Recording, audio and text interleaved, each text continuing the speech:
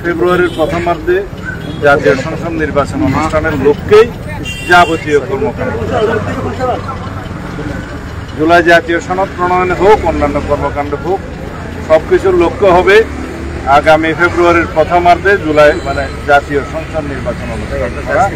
অঙ্গীকার নামায় একটা দফা ছিল, আমরা প্রেসক্রাইব করেছিলাম, যেটার বিষয়ে সবসময় কথা হয়েছে যে সমস্ত রাজনৈতিক দল অথবা জোট নোট অফ ডিসেন্ট দিয়েছে যে সমস্ত বিষয়ে, যদি নির্বাচনী ইশতেহারে উল্লেখপূর্বক সেই সমস্ত দল জনগণের ম্যান্ডেট প্রাপ্ত হয় তাহলে তারা সেভাবে বাস্তবায়ন করতে পারবে।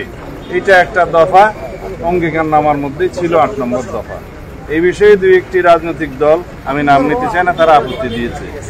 তখন বিকল্প প্রস্তাব হিসেবে আমরা বলেছি যে সনদের মধ্যেই যদি দফাওয়ারি একই জিনিস উল্লেখ করি আমরা, তাহলে আরো শক্ত হবে, অসুবিধা নাই।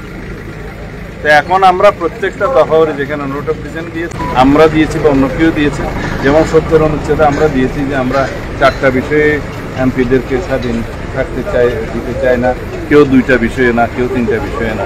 তো সেখানে উল্লেখ থাকবে পাশে যে দলগুলো যেভাবে নোট অফ ডিসেন্ট দিয়েছে সেটা নির্বাচনী ইশতেহারে উল্লেখ করে যদি জনগণের ম্যান্ডেট প্রাপ্ত হয় তাহলে তারা সেভাবে করতে পারবে। এখন একই রকম কথা সমস্ত নোট অফ ডিসেন্ট দেওয়া দফাগুলোতে উল্লেখ থাকবে, সেটা আরো শক্ত হলো।